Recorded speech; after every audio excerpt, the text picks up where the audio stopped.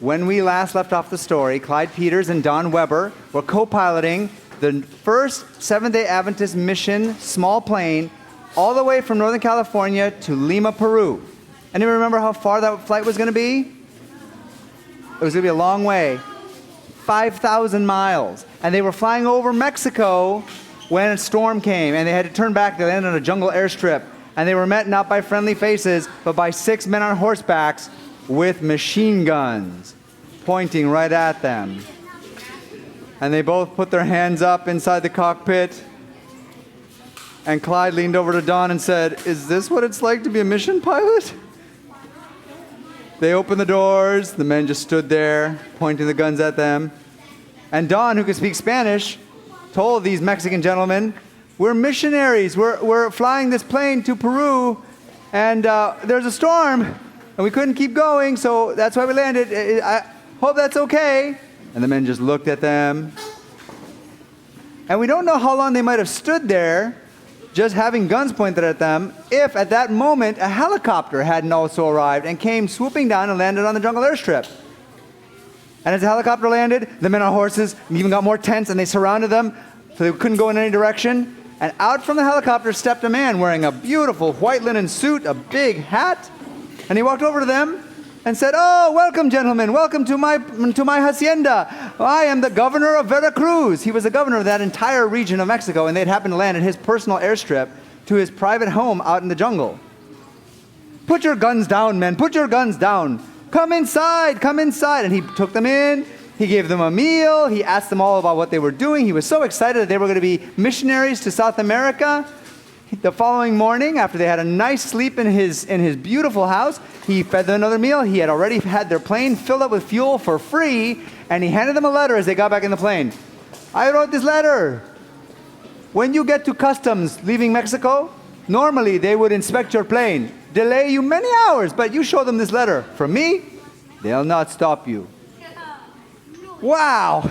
As they got back in the plane to go, Clyde just said, "This just feels like a dream. I can't believe that this actually happened." Don said, "Well, you know, I wasn't very worried, because there's a quotation that I learned when I was a kid, and it's been in my heart every time that I've done something scary for God." And this is where Clyde Peters learned this quotation, which you heard mentioned a couple days ago. The quotation from Ellen White that says, "We have nothing to fear for the future, except as we forget the way the Lord has led us in our past history." Well, now they kept on flying. They got all the way safely to Lima, Peru. And now the plan was Clyde would be there in Lima, the capital of Peru, for 3 months, during which he would be taking Spanish lessons along with his wife, Eleanor. Eleanor and the 3 children joined him there shortly after he arrived. And the plan was, during those 3 months, to learn Spanish and get the paperwork taken care of. Because when you bring a plane into a new country and you show up going, "I know how to fly this plane, I got all these licenses," they go, "Yeah, your licenses are from the United States. We want you to get certified here." So he went to the aviation department, and he brought all his paperwork and copies of everything that he had and all the certifications from the plane, and he showed them to the official, and the official looked it over. Yes, and took down notes. Yes, took down notes. And then he held up this many fingers. And Clyde, who couldn't speak Spanish yet, said, "Uno, dos, tres, cuatro, cinco, seis? Seis what? 6 what?" And the man said, "6 meses. 6 meses." He was telling him that it was going to be 6 months until the paperwork would all be completed and they could have their licenses. Clyde was like, "I can't wait 6 months." He found somebody to interpret. He said, "Listen, tell the man, I can't wait 6 months. I'm only here in Lima for 3 months, and then we have to get over to Yarinacocha because there's a mission base that's been constructed, and they're waiting for us to arrive and another family that are nurses to arrive, and then we're going to be working there. We can't wait that long." 6 meses. And he left. What else could he do? These were government officials. You couldn't really do anything about this. Oh. So he went to where the airplane was being kept. The Fernando stall was being kept in a hangar there in Lima, and he just spent the time doing what he knew how to do. He knew how to be a good mechanic. He knew how to be a good pilot. So he checked that whole plane over from stem to stern, and he had the assistance of another man who was the missionary nurse who was going to be coming out to Yarinacocha. His name was Alfredo Kalbermatter. He was from Argentina. He and his wife were both trained nurses, and they would be joining them in Yarinacocha. So every day, he and Alfredo went out there, cleaned the plane, checked the engine, checked all the meters. They'd been checking this thing daily for weeks, but then one day Alfredo nudged Clyde and said, have you noticed, right down the airstrip a little ways, there's that helicopter that's always parked there?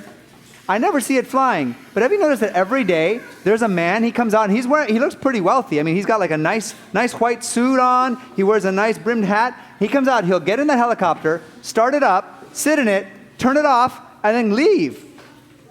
Really? I hadn't noticed that, said Clyde. So he started paying attention, and sure enough, that's what was happening every day. Finally, after a couple of days, he just got too curious. So he went over, he'd been learning some Spanish by this time, he wanted to test it out of the man. And so he went over and struck up a bit of a conversation. And what he learned was two things. Number one, that this man was named Alfonso Diaz. He was a wealthy plantation owner. And he learned that Alfonso owned this helicopter. But Alfonso didn't have any training to fly a helicopter. He had no licenses to fly a helicopter.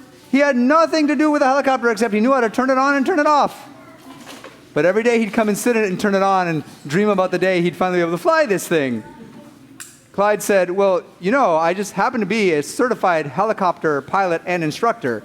He had a lot of licenses, remember? And the man said, oh, would you teach me? Would you teach me, please, to fly the helicopter? He said, well, I have time. I mean, I can't, I'm still stuck here in Lima for at least another 5 months because, well, and he told him the whole story. The man said, what? 6 months to get licenses?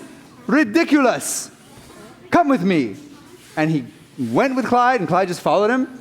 They got in the man's car, they drove down into the middle of the city, right up to the aviation department. The man said, you wait here. He went inside. Clyde sat, waiting a little bit, getting kind of hot in the car, sitting out in the Peru sun. What's going on? 15 minutes later, the man came out. Here, I have all your licenses. Wow. He was a wealthy plantation owner. Clyde never figured out exactly what he did or how he paid for it or what he could do, but my goodness, he got things taken care of. No more 6 months of waiting for the paperwork.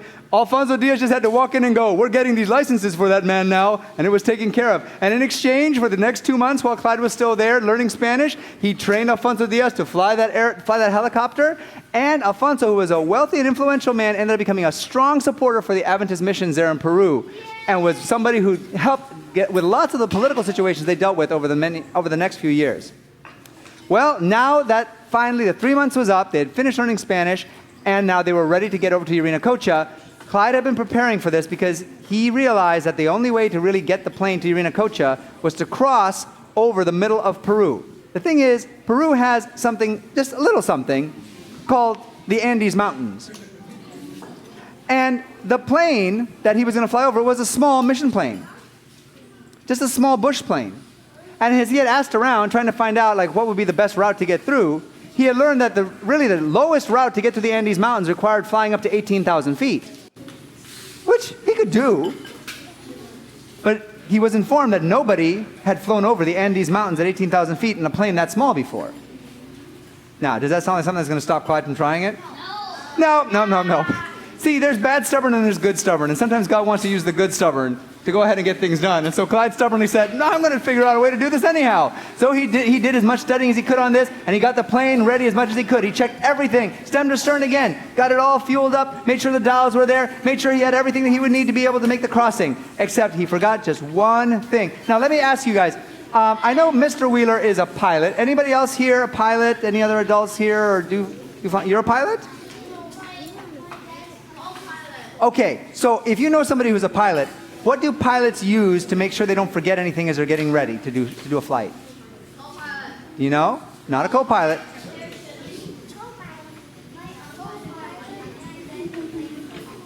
Oh, cool.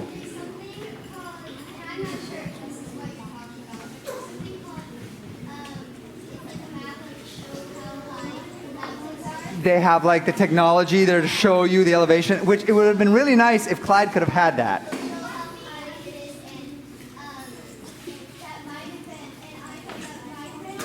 No, but oh, you said it. The list. They use a checklist. Pilots use a checklist, and for some reason, this one thing was not on the checklist, or he overlooked it. You're going to have to guess what it was in your own mind, but don't start guessing out loud yet. You'll find out soon enough. So he got in the plane, said goodbye to Eleanor and the kids who were going to make their way over the Andes through these mountain passes on trucks, and he got the plane going. Took off. A beautiful day, sunny, not a lot of wind, just great for flying, and he started circling to gain elevation. Because in a small plane like that, you can't take off. Like if you've ever been in a big plane at an airport, and it just goes. Small planes can't do that. If they want to climb high, they got to go up, and then they start spiraling up and up and up. So he climbed and climbed until he got to about 10,000 feet. And then he just kept slowly climbing as he started heading towards the Andes. And he finally was able to get up to 14,000 feet. And as he got there, he said, oh, I'm starting to feel a little short of breath. So he grabbed the oxygen mask, put that on, cranked on the oxygen. Ooh, that's better. Because I don't know if you guys know this, but the higher you go up in the sky, the less oxygen there is. And when there's not oxygen, there's a problem, right? How many people here like oxygen? Yes, we all love oxygen. Let's all breathe some oxygen right now. Ready? Feels good because there's oxygen in the air you're pulling in. Up in the sky, the higher you go, there's still air, but it doesn't have as much oxygen. And so then you start breathing, and the air's going in and out, and it doesn't feel like you're breathing. It feels like you're still drowning. Well, now he felt better with the oxygen mask on. That was at 14,000 feet. But how high did he need to get to cross the Andes Mountains? 18,000 feet. So he kept on climbing, climbing, climbing, and he got there, was coming the pass. He got over the pass, 18,000 feet. He had done it. He had finally done it. This is the smallest plane that had crossed the Andes Mountains up until that time. And just then, the oxygen ran out. Yeah, the one thing on his checklist was that he forgot to check was, is your oxygen tank full?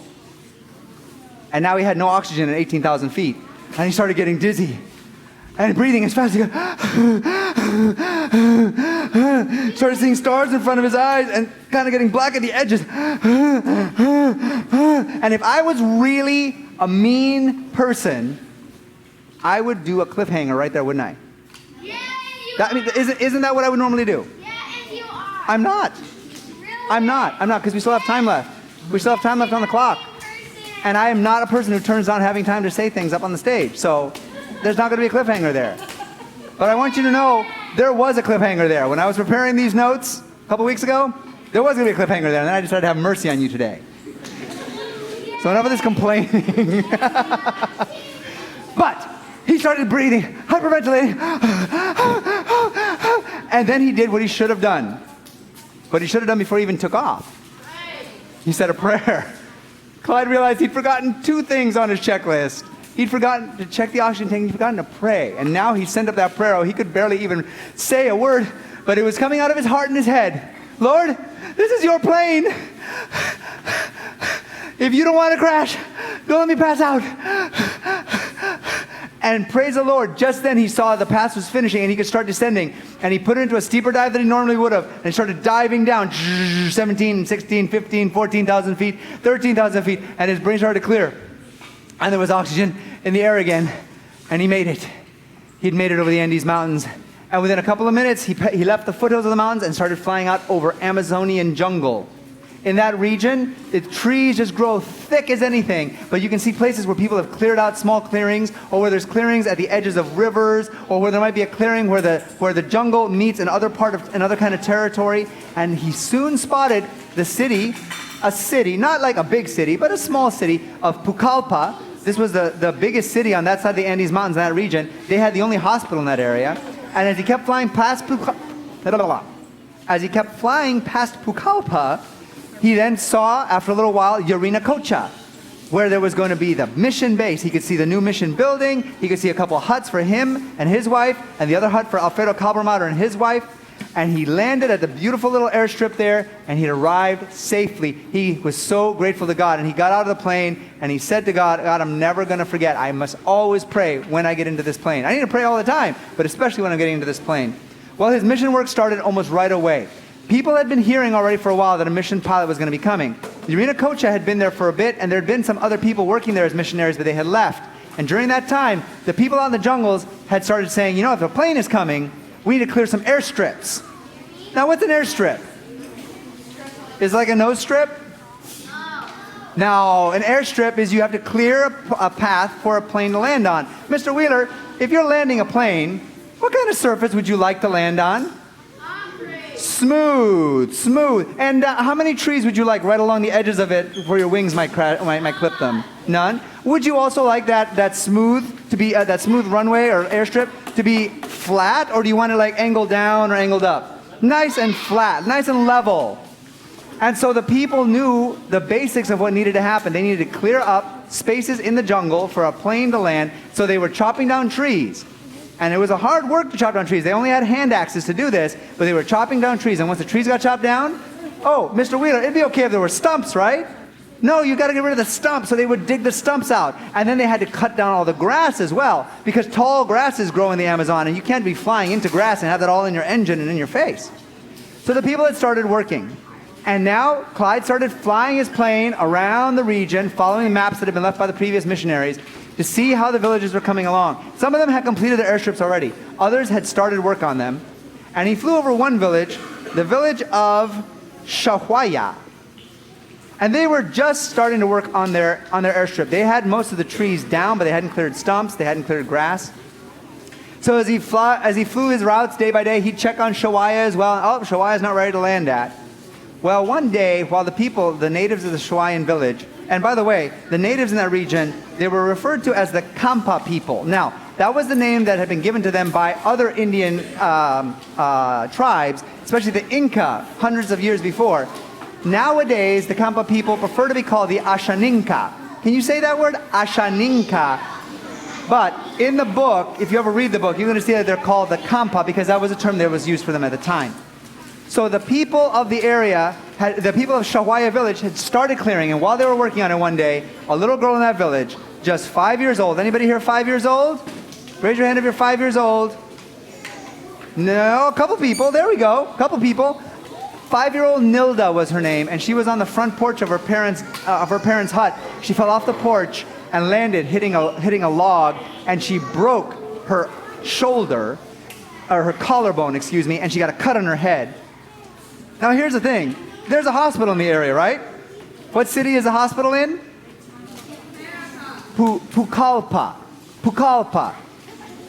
To get to Pucallpa from Shawaya village, if you didn't have a plane, which they didn't have an airstrip at the time, meant that you had to then get in a canoe and paddle in a canoe for 5 days through Amazon jungle. Hot, mosquitoes biting you all the time. To take somebody who's got an open cut and who's got broken bones on a canoe for 5 days, they probably wouldn't survive it.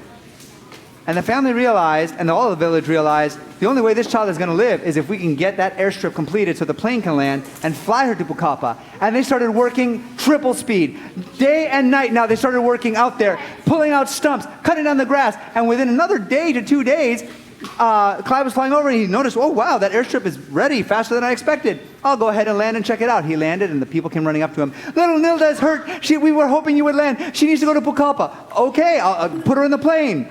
Now they wanted her to go on the plane, but they were also a little nervous for her to go on the plane, because how many other planes had been in this area of the world, out in the jungle there before the Fernando Stall?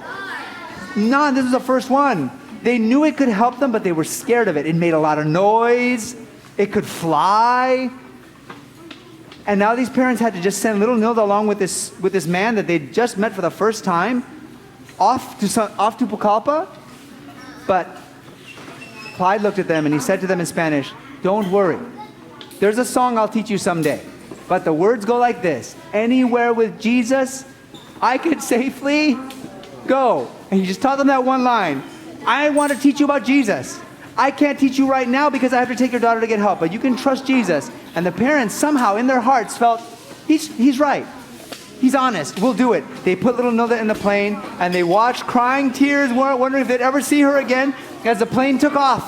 And the trip that would have taken 5 days by canoe took 45 minutes by airplane. Boom, boom. Got there, got little Nilda into the Pucallpa hospital, and a couple weeks later, Clyde had the joy of flying her right on back to Shawaya village. And her parents rejoiced to see her come out looking so well. She had her arm in a sling. She had stitches. She had stitches. Those had been removed. Now there was like a healing place on her head. But she was well. She should have died, but she was well. And the parents and the villagers gathered around, and they all began saying, "Kametsa! Kametsa, kametsa, kametsa. Clyde hadn't learned that word yet. It was a Kampa Indian word, but he learned later that it means wonderful.